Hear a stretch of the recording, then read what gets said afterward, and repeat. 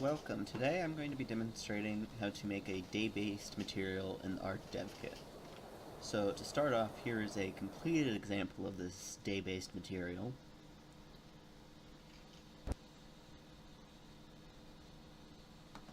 And as you can see, it's currently the middle of the day and the cube is yellow and glowing. If you don't recognize this map, this is the small island map that's in the dev kit, as opposed to the test map, which I usually use just because you actually have to have a day cycle in order to experiment with this sort of thing.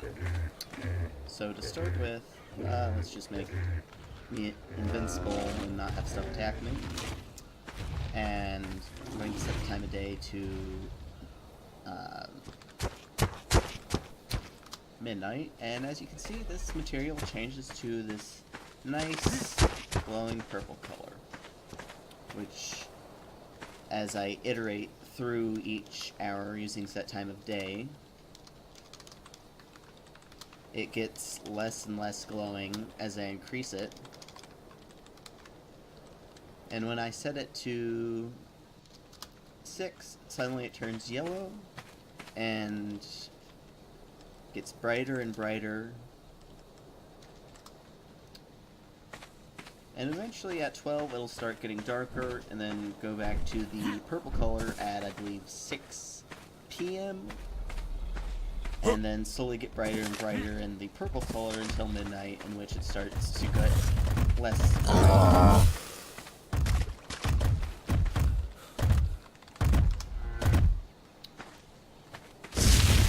Okay. So now that I've shown you the example, let's look at the actual code. So this is the blueprint that basically controls the material. This is really where all the heavy lifting goes on for this material. You could technically do it in the actual material itself, but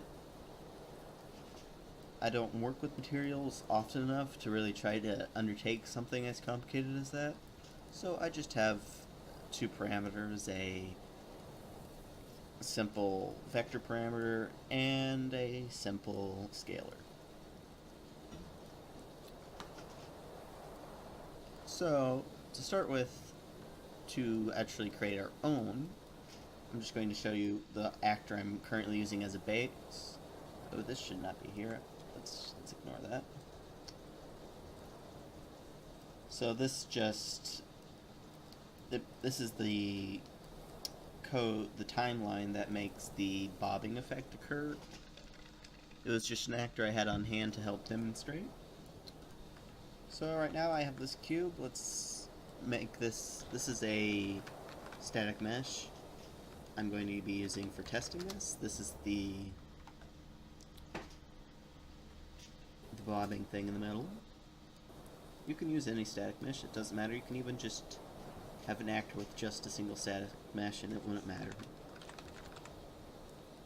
So let's replace it with this little sphere here, and we're going to, as you can see in the actor, in the level, we have it right here.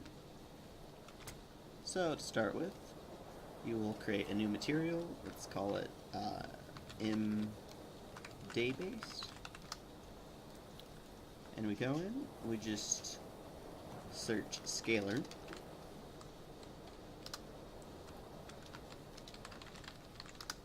and we search vector parameter, and we just multiply them together. Plug it into base color and emissive color.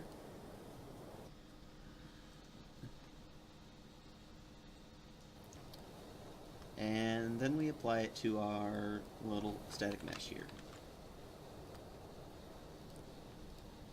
So as you can see, due to the default being black times nothing, we just get this little black orb. Now that's not exactly what we want. Well, actually, it'll only actually change once it's in editor because it's mostly run by blueprints. Anyways, so now that we got this day-based material, we're going to go into here, and on event begin play, we grab our whatever static mesh you use in your blueprint, and we create a dynamic material instance. And the material instance that we create is actually going to be the source material is going to be our day-based material.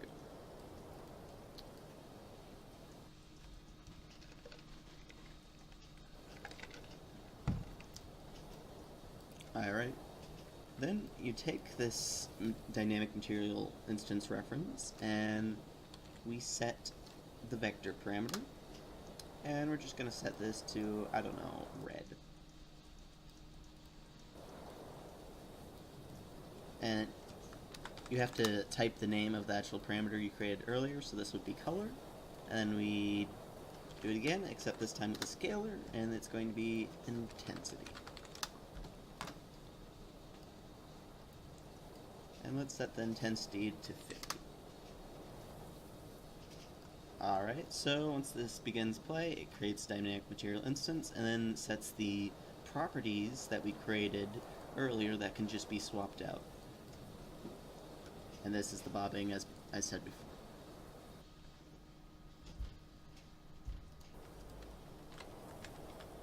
Alright, now to test this out, press play.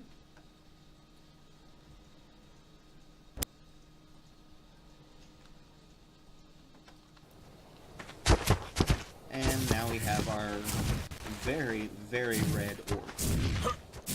And you could change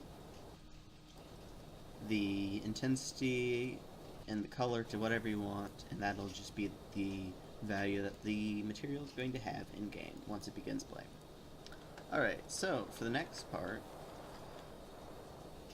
you need to understand how to actually get the time right now in the game. So let's go back to the original example, and as you can see here, in order to get to the daytime, you have to get the game state and cast to the shooter game state, and then using that get the daytime.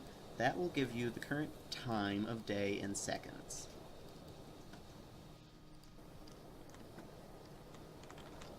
Wonderful. Now, it has to shooter game state, get daytime. Alright.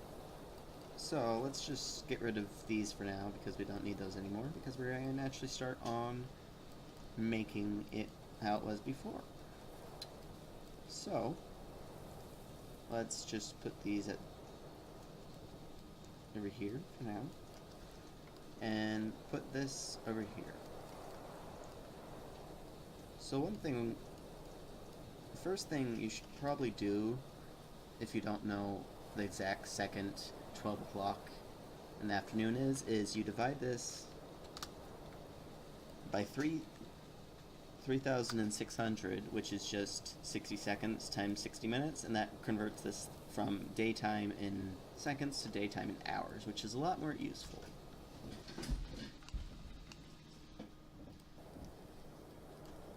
So now, once you have this, let's just bring this over here and set the scalar parameter value. And let's just, I don't know, set it to this. So every time this timeline updates, it's going to set the scalar parameter value equal to the current time in hours.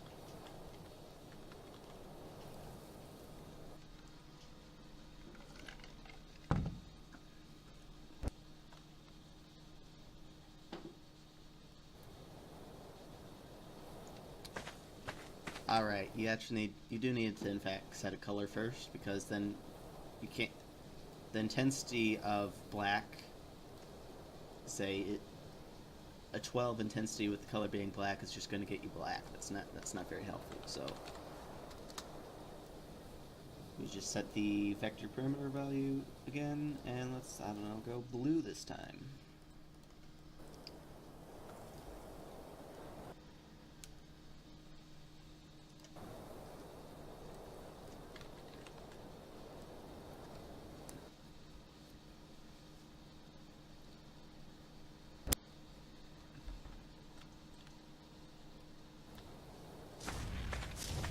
feel like I've done something wrong. Let's see. Okay, so I figured out what went wrong here is I needed to set this needed to be an actual color because a high intensity black is just black, and I also need to actually have the correct parameter name and not just none. So this one is intensity, this one's color.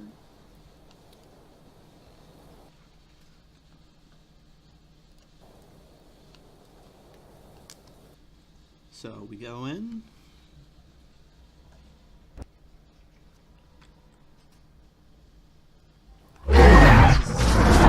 Okay, so I immediately died, but as you can see, it was glowing bright color. So while this is all nice and cool, as you go from 0 to 24, it gets brighter and brighter and brighter, this isn't a really useful thing, because really only thing people care about is if it's day or night, not what the current 0 to 24 time is. So let's get rid of this for now.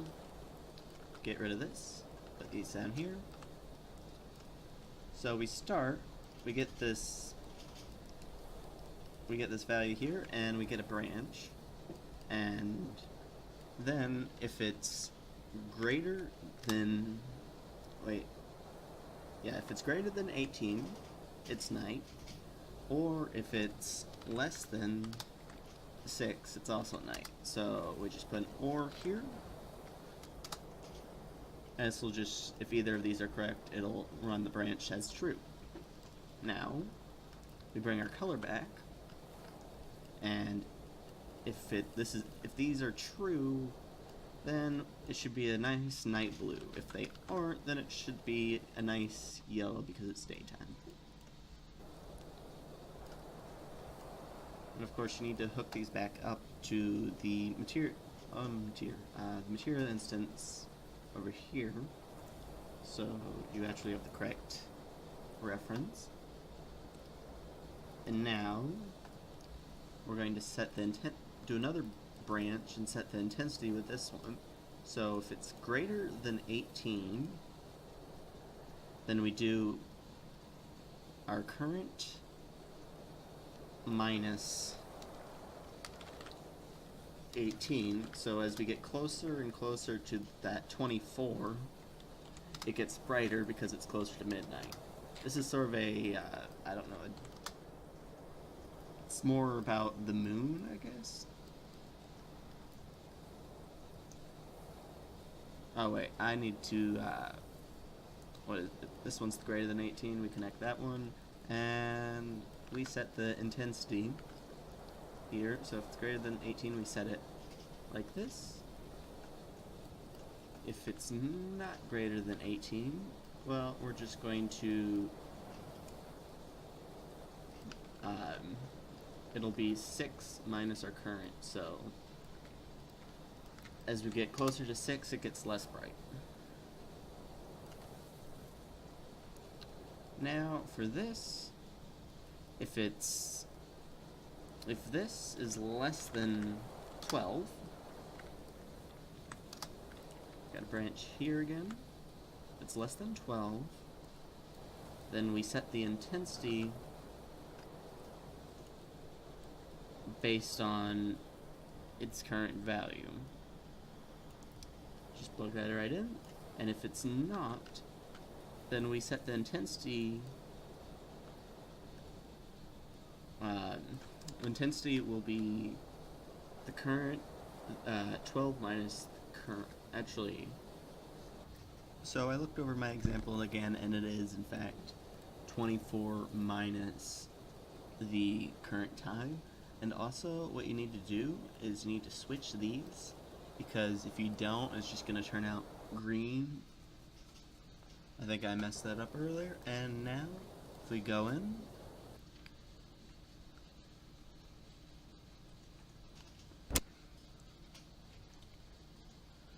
if we go to 0, they're the same color. Alright, so there's our day-based material. If you have any questions, put them in the comments. See you guys later.